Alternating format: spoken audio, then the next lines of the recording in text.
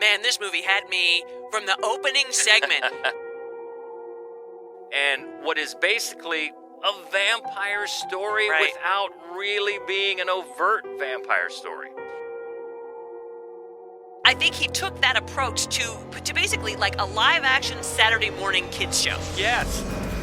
Well, it is that time of year for making lists and checking them twice. So we've made our list. I think we've checked it more than twice here on the Fright Club podcast, and welcome to it. She is Hope Madden. He's George Wolf. And we are from madwolf.com. So yeah, before we get to our picks for the best horror flicks of 2021, let's look back at the great time we had, Christmas, holiday time we had, watching rare exports and talking about scary Santas last time. That was a bunch of fun. It was really fun, and we got to do it live at the Gateway Film Center, which is always a blast, but it was a great movie to see with a bunch of people. It really was. And I was surprised because Gateway, for a while, they showed that film at the Film Center for a while, so I was surprised by how many people had never seen it. Yeah. It is a great one to see on a big screen, and it's a great one to see with a crowd because if you haven't seen it before, you just do not expect what's coming. You just don't. It was a real crowd pleaser. And we have had, let's be honest, we have had a lot of crowd pleasers over the years at Fright Club. We've also had some where people were quite angry with us for what we showed. I just think this one was just really joyous. People, obviously the people that hadn't seen it before, but the people that had seen it but hadn't seen it on the big screen had forgotten just what a fun time it is. Yeah, it's just one to revisit every Christmas. Yeah, so our rare exports, we had a blast with that. Looking ahead to next month, next year.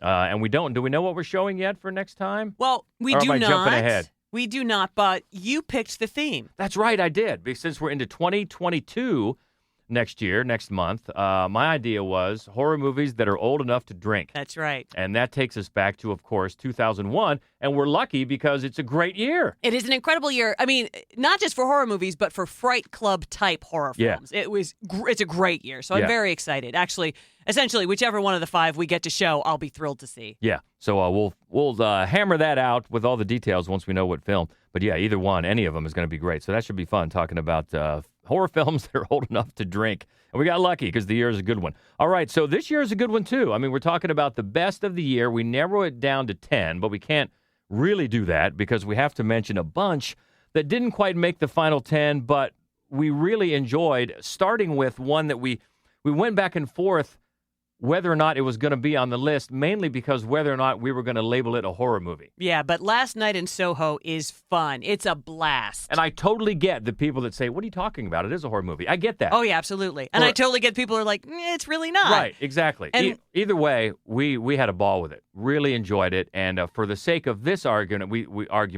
thought, well, if we don't call it a horror movie, then we'll have more room so something else. So for this conversation, it didn't quite make the list, but we loved Last Night in Soho.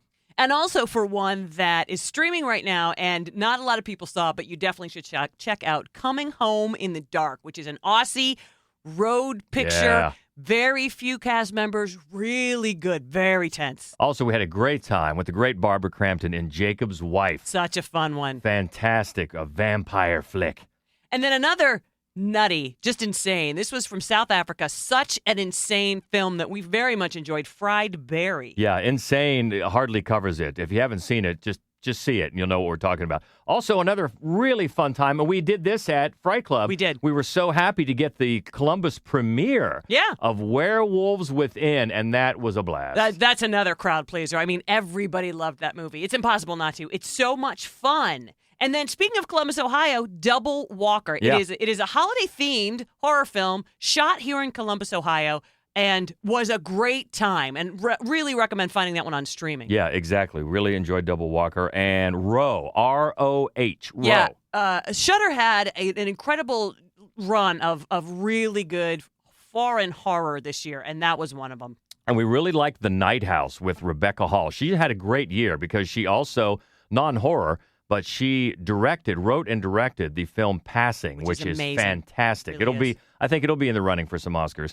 But she starred in this, The Night House, and I think she went a long way toward making this as good as it is. She's fantastic. It also looks great. It does. Yeah, it really just looks great. amazing. John in the Hole, not really sure if that's a horror movie. It's definitely a weird one, but we saw it at Sundance when they had Sundance here in Columbus, you know, the offshoot and it was great. Yeah, and also a film that sort of took an Ottoman urban legend take on the Candyman story, a film called Candisha. Yeah, a couple of French filmmakers that we're very big fans of. And then they took The Purge in the most obvious next step with The Forever Purge, which is pretty good. Also, Antlers, another one we've been waiting for a while. I think a lot of people liked this one a little bit more than we did, but solid, and some solid creature effects for Antlers. So those were a bunch of the horror flicks that were just under the top 10. I guess if we could have made it a top 20, that'd all be in there. I don't know. I can't do the quick math if that's just 10 or not. Probably more.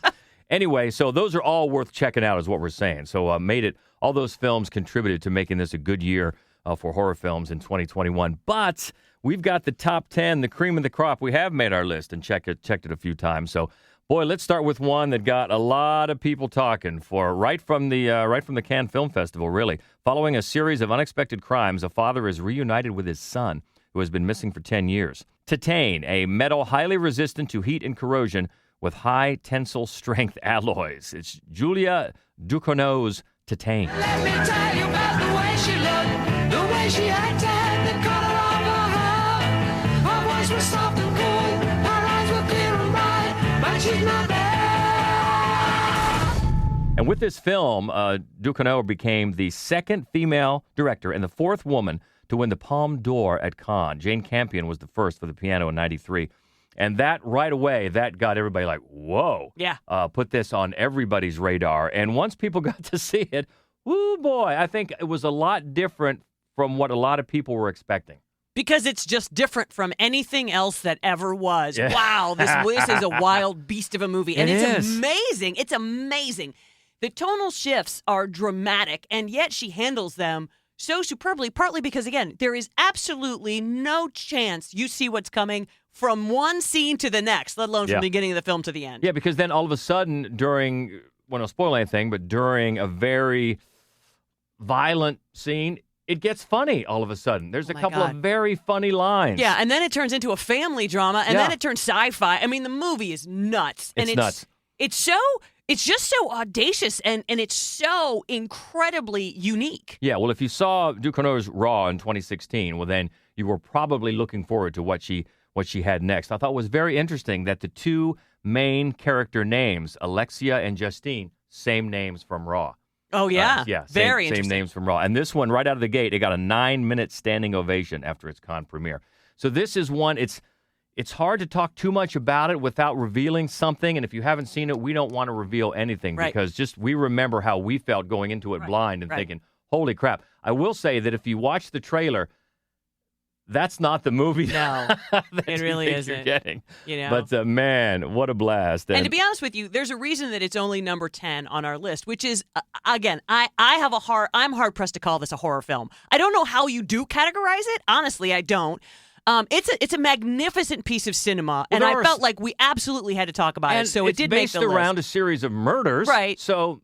You know? Yeah, I mean, it's fair to get it on here. I'm just trying to... There are other movies that are on this list that may not be as quality a film, but they're certainly better horror movies. Okay, well, number 10 is Titane. At number 9, a lone drifter suffering from partial memory loss accepts a job to look after a psychologically troubled woman in an abandoned house on an isolated island. That's spooky right there. Caveat.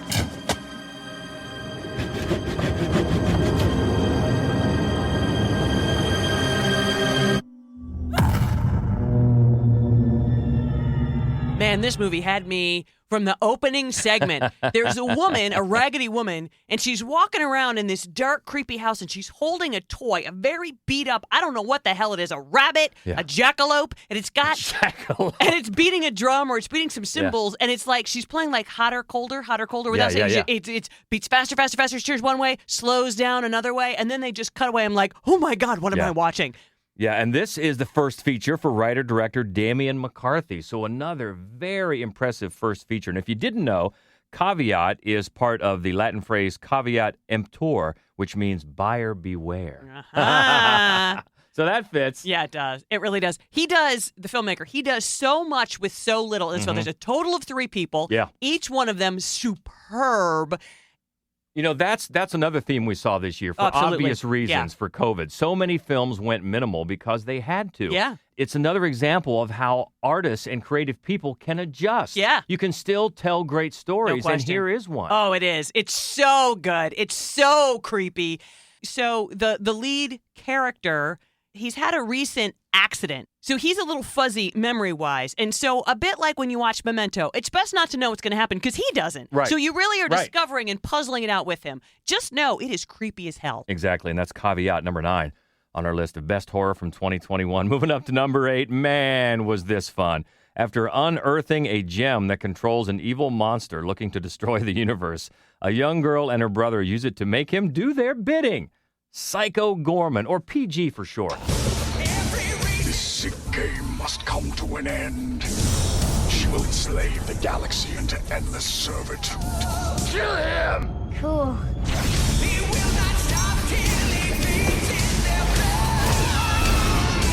The ultimate evil has awoken.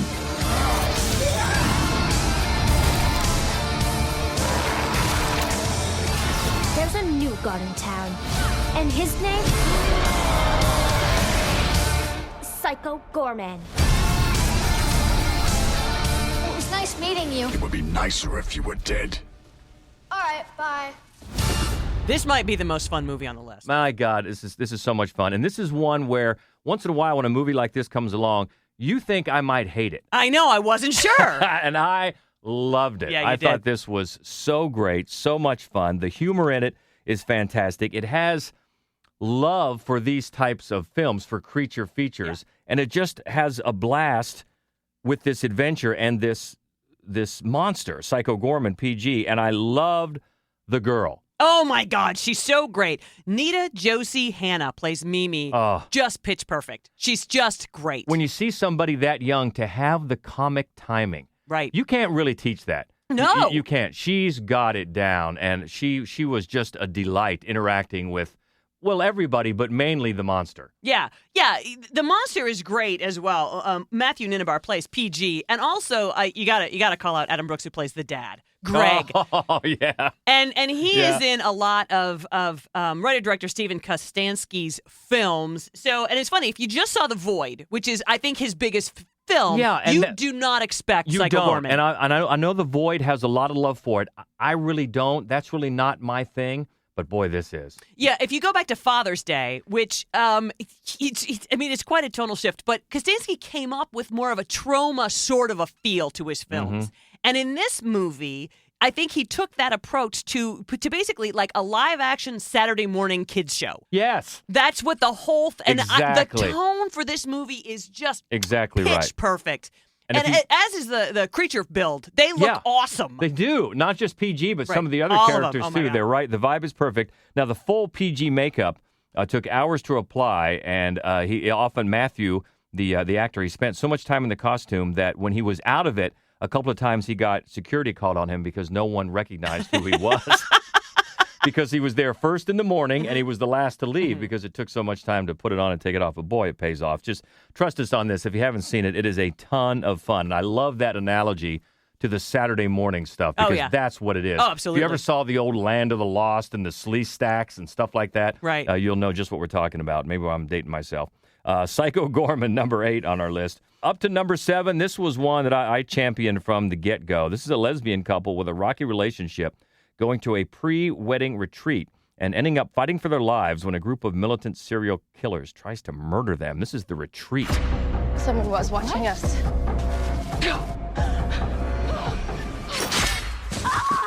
Oh my god. This is gonna get the boys online pumped up for sure. We're next. They're gonna kill us. Listen to me. We're gonna get out of here together. What is wrong with these people? We're gonna kill them. Time to call. Okay, so it's Cabin in the Woods. It's survival type horror, but it's got a nice twist. And I'll tell you what, it delivers the gore. It does. delivers the blood. It does. It's a very bloody, violent movie in a good way. But also it's really smart. It's very well written. It's a pretty typical plot, honestly. But the way the writer uses certain turns of phrase early to talk about hunting, later to be reflective of a horrifying cultural concept that, and then at the end to turn it all back around, I thought was really good. And to have, well, I'm getting ahead of myself. I loved it because at the beginning, it doesn't matter if the couple is gay, if the couple is a lesbian couple, but then at the end, it does. It does, and again, in a good way. In a good way, yeah, because of what it's saying. And then also, I love the ending because then just at the point where you might be tempted to say, well, maybe you're making assumptions about these people in the woods, and then it has an ending for you. Well, in case you think that, how about this? Yeah. I thought it was very smart, and as we said, it delivers the blood, if you're looking for that. Writer Allison Richards, the director is Pat Mills, and I thought it was one that maybe slipped through the cracks a little bit, but man, it's worth it. It really is. If you like the cabin in the woods, if you like the survivalist stuff, if you like the blood, with a not heavy-handed social conscience. Yes. I think you'll get it. I think you'll get what they're saying. Oh, there's no way you don't. Right. But it's not too heavy. So, man, look it up if you haven't. We like that. The Retreat, number 7 on our list of best horror of 2021.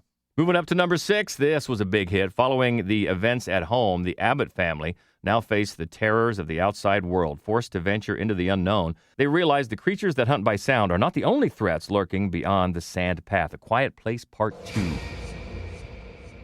don't know why you came all the way up here. There's nothing left. There are people out there. People worth saving.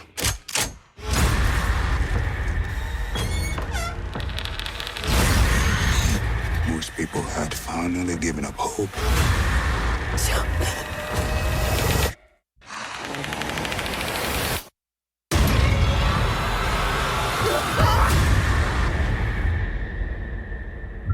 Well, this is not only one of our favorite movies of the year, but one of our favorite movie moments of the year, because if you're not tired of having us tell this story, John Krasinski showed up at our screening. Yes, he which did. We had no idea he was going to be there. It was great. We are based in Columbus, Ohio, and they didn't have an early screening, but we were invited to the early screening in Cleveland. And normally that's a little far for us to drive because most early screenings are on weeknights.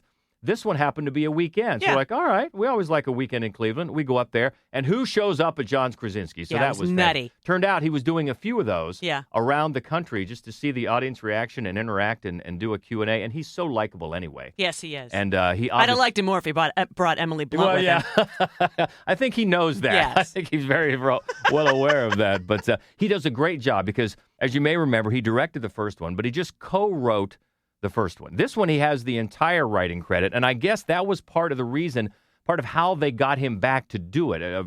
At first, he wasn't interested in a sequel, but then he got the ball rolling on an idea, and I guess he wrote the script once he got rolling about 3.5 weeks, and just really well done, well crafted, right from the get-go, when it goes back to the beginning of how the whole thing started. And really, those are the only few minutes he's in the movie. Yeah. But boy, what an effective prologue. Very, very effective prologue. And also, I think one of the things that works out really well for this film is that Millicent Simmons, who plays Reagan Abbott, the older daughter, the deaf daughter, she's the lead. So great. She's alone for a great deal of it. And it really allows him to employ some very interesting directorial sort of tactics to amp up your own tension as you can hear things coming and she can't hear things coming. And I mean, plus she's very strong. She's very good. And also that prologue, he uses the prologue to cement the relationship and the bond between the father and daughter, even when the father isn't there anymore. And that has an effect on the rest of the movie for sure. It really does. But also she has an incredibly good, I think, rapport with Cillian Murphy. And if you're going to add an actor out of nowhere to your film, he's a good choice because he's so solid and he's great in this movie. He's one of those actors who is very able to be simultaneously likable and hateable. He walks that gray area really well. And Krasinski does a great job in balancing between when the movie makes a shift into basically two stories. When the daughter goes off on her own and leaves the rest of the family behind, there's danger in both places. And Krasinski does a great job going back and forth between the two, weaving the two stories so that they're both so credit to the tense. editor, too. Yeah, credit to the editor. Exactly. Really enjoyed that. I don't think a lot of people missed that. That's one that was That was one of the first cinematic hits of the year. Yeah, since then, of course, we've seen the term hit expanded by something like Spider-Man, but still. But you're right. During the time, that was one of the first that really got some butts back in seats, and I think they were rewarded with A Quiet Place Part 2, number 6 on our list of best horror of the year. Number 5 probably didn't get as many eyeballs, but it should. After viewing a strangely familiar video nasty, I love that term, Enid, a film censor, sets out to solve the past mystery of her sister's disappearance, embarking on a quest that dissolves the line between fiction and reality. This is called Censor. Butchery, sadism, murder. A wave of depraved and corrupt horror video. Confusing fiction with reality. Doug Smart, producer, Ident Investment Films. Maybe Enid could watch my latest Frederick North submission. Wanted a woman's eye on his film. People think that I create horror. Horror is already out there in all of us.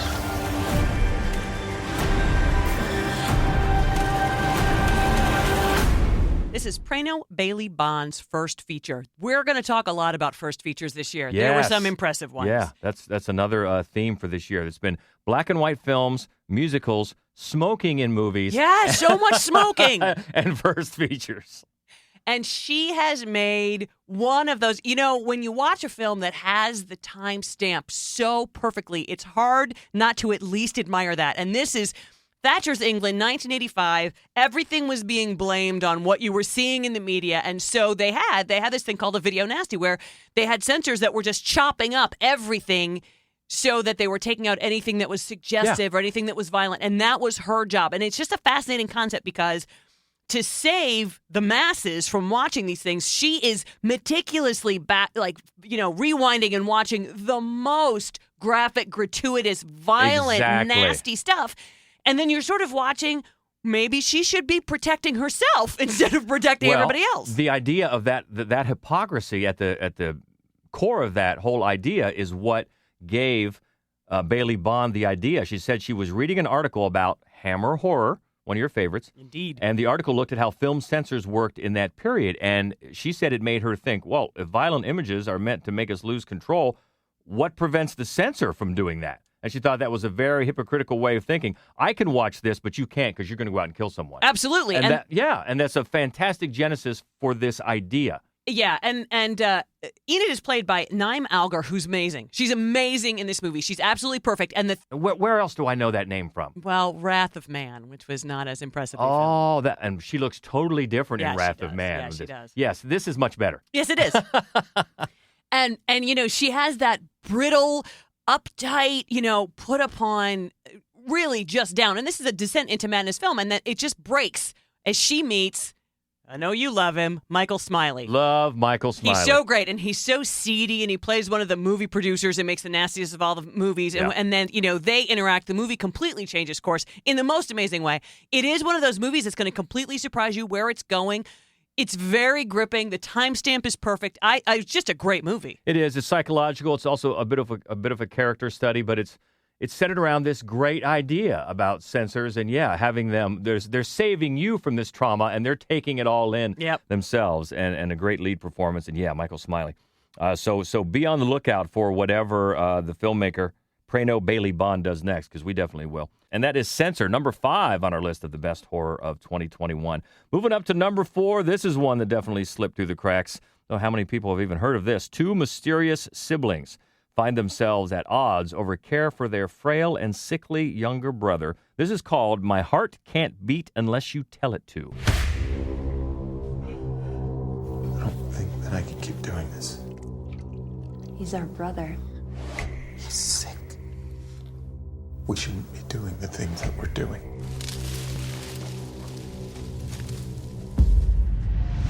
We can't do it without you. It has to be the 3 of us together. Would you get me some blood? Well, here's another first feature. The beat goes on. This is writer-director Jonathan Quartus in his first feature.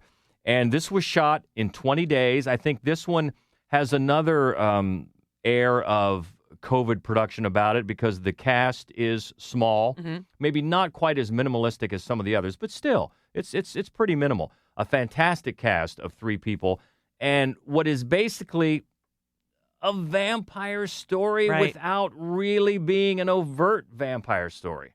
Yeah, we've seen in the last couple of years a lot of films that look at illness, like illness within the family. And most of them, some of the great ones, have really focused on when you're the caregiver and what it means to you, because eventually you see yourself in these people. Like, this is going to happen to me someday. This inverts that a little bit. It's like the weariness of being the caregiver, you know? And it's such a sympathetic film, and the 3 performances are magnificent. And I think that theme goes right along with the times that we're living in. Absolutely. I mean, sure, there are been a lot of sick people over these last couple of years, but a lot of sick people that needed care from other people. So it's another reflection of the times. But it's just so well made. It's so well made. It's so heartbreaking and moving. All 3 of the performances are absolutely just magical. Yeah, Patrick Fugit. Yes. I always like to see him because, exactly. of course, you see his face, which is still, even though he's grown up, he's still got kind of a baby face. Oh, he does. That reminds you of Almost Famous immediately. He plays the brother, and then the sickly brother is Owen Campbell, and then the sister is Ingrid Sophie Schramm. And they're just, all 3 of them, they carve out such very indelible, memorable, authentic performances. Amazing. Yeah, very much so. I think it was even here in Columbus for maybe a week.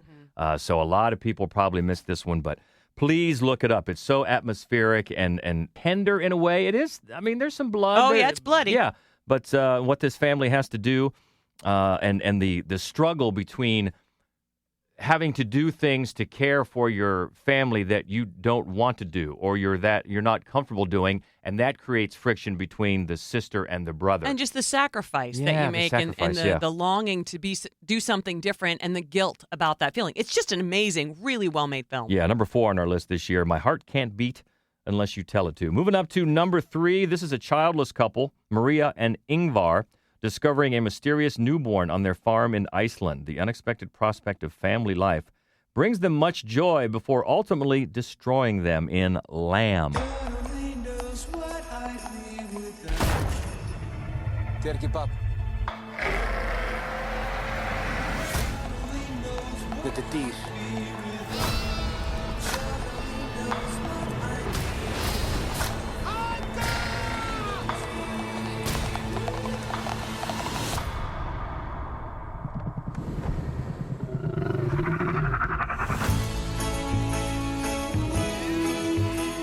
Loved it. This is not only one of our favorite horror movies this year, but this is one of our favorite foreign language films, international films this year. And it's led by Noomi Rapace. And she speaks in her native, well, it's maybe not her native, she speaks in Icelandic, and that's a language she learned because she lived in Iceland as a child. So she's right at home. Oh, she is right at home.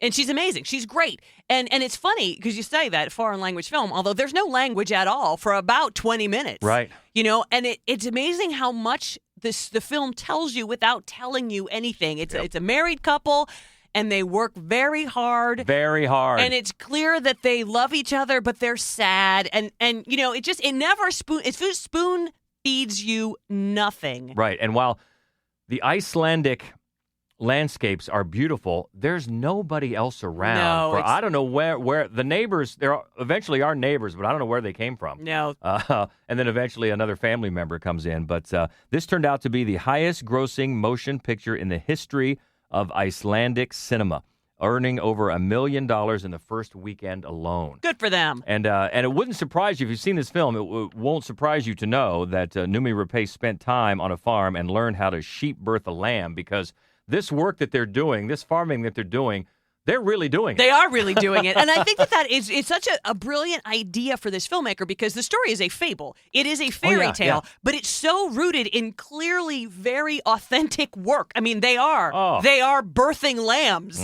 They are, you know, they're doing actual farm work. So then when things turn a little bit, and it's also just gorgeous, and the green is so green. I mean, it's so beautiful. Yeah, it is. It looks like a magical kingdom, but it's so rooted in reality. I think that he creates such a great tone with this movie. Yeah, and it's one that maybe for some people might think, well, what's so horrific about this? But keep in mind that you said it is a fable, and things do turn, and things pop up, and there are bills to be paid. Yeah. Can we say that? Yeah, because old school fairy tales, not Disney, old school fairy tales, they get harsh. They do. They're unforgiving. And folklore horror. We were talking about this just the other day in one of our other podcasts because there's a documentary coming very soon that we're looking forward to about folklore in horror. And this is a fable, a folklore-based kind of a horror film, but loved it. Also a great foreign language film. It is called Lamb, number 3 on our list of best horror of the year. Number 2, another big one, a sequel to the original Candyman from 92.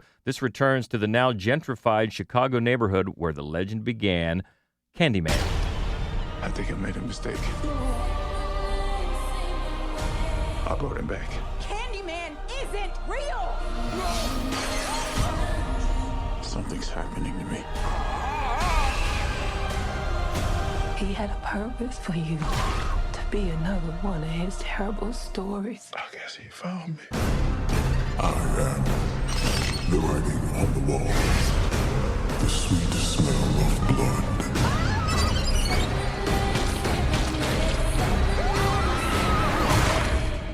Be my victim. This is not real. It's not real.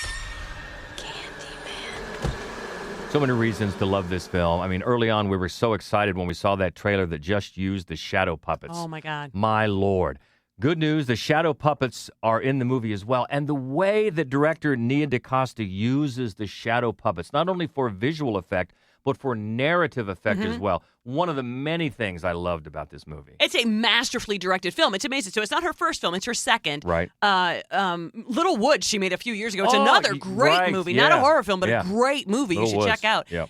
Everything about the way this film is structured and the way it looks, because of course you have to say his name into a mirror, but she works mirrors into almost every scene because it's not just a vehicle for getting Candyman to kill you, right? But horror films, and this film in particular, they are mirrors to our society. It's also set in an art community, and the way she reflects the art community and the way she visually represents art, it's just a gorgeous film. It is, and it ultimately, I know a lot of people have seen this movie, but in case you haven't, we're not going to spoil anything, but it ultimately makes you think about the original film in a brand new way. Yes. Which is hard to do because there's so much love for that first one and well-deserved love for that first one, but it just reframes it while telling a new story, and it has some great callbacks. Well, it brings the actress from the first one. Well, first of all, great. She's so good. She's and so I don't think good. she's aged a day. I know, it's a little bit alarming. You because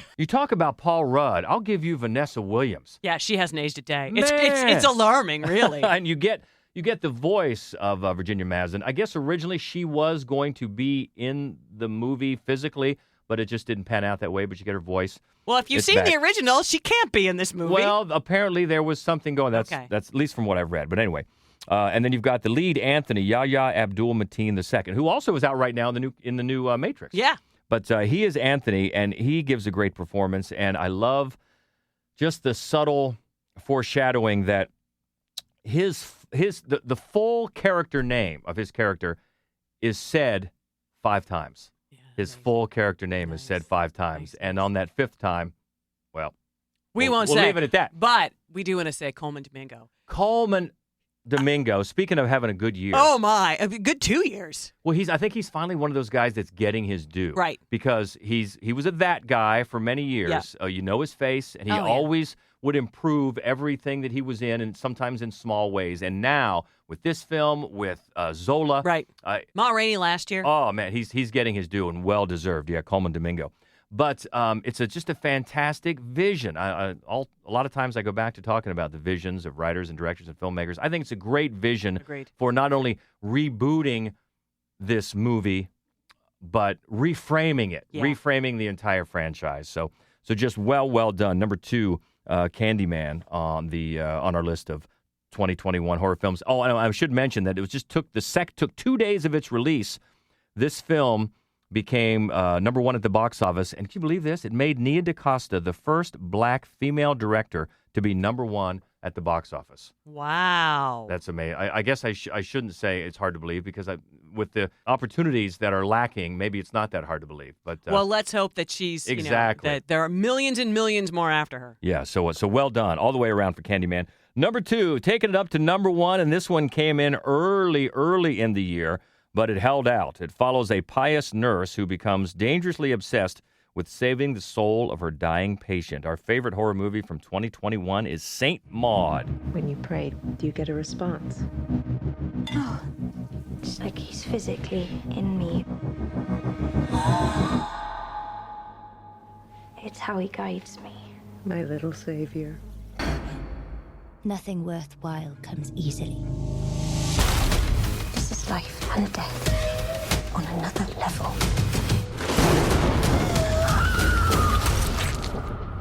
What if I'm getting it all wrong? All the good girls go to hell. Well, this not only is one of my favorite films, it's one of my favorite endings.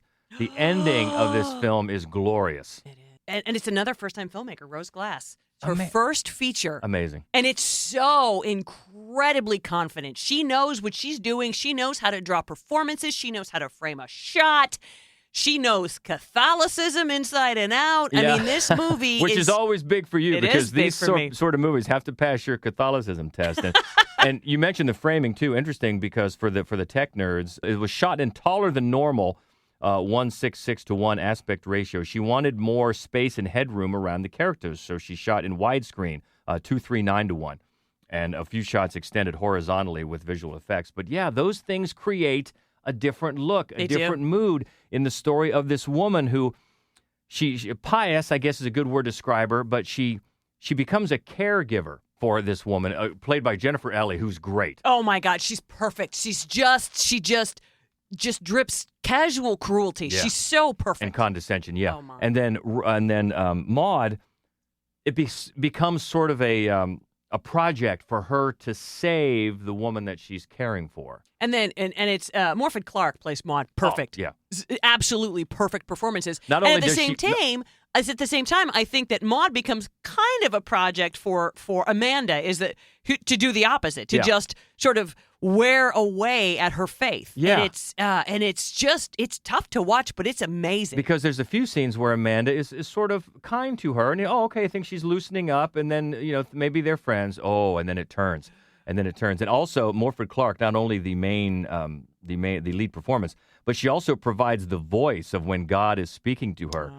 But it's done in a different pitch. It's pitched down, but she's the voice as well. And some of the things, the sacrifices that she has to make, the way that she, quote unquote, offers it up. Penance. Mm-hmm.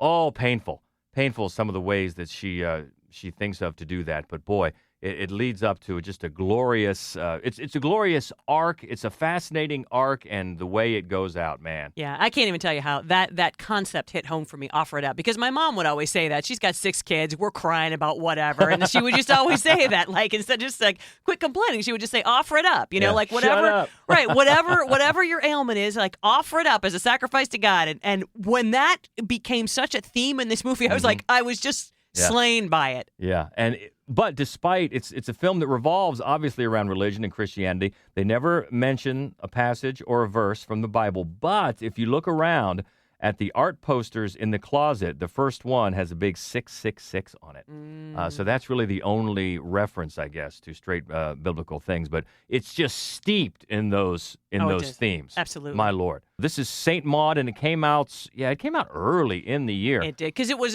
another COVID push. It wasn't supposed to come out. It was supposed to come out the year before, and then they released it badly, I think, because it was to a very small streaming service. Mm-hmm. So when all the first reviews came out, you didn't really know where to find it. So by the time it was a wide streamer, people had forgotten about it. So if you haven't seen Saint Maud, please do yourself a favor. I remember now, we were supposed to have the premiere as a Fright Club event here. How excited were we? We were so excited because there was so much buzz around this movie, and then of course COVID happened and the buzz sort of got worn away. And then that's a good point about the streaming service that they used, but I think now, not just our list here, I have seen it pop up on more best of lists around, and so hopefully it's going to get more attention and people revisit it, because it is worth it. Great performance, another great visionary effort for a first-time filmmaker. So many great first-time filmmakers, not only on this list, but just throughout the year of Twin Cinema. So many to check out. And St. Maud, our number one horror from 2021. But let us know what you think. What did we miss? Maybe there was some in the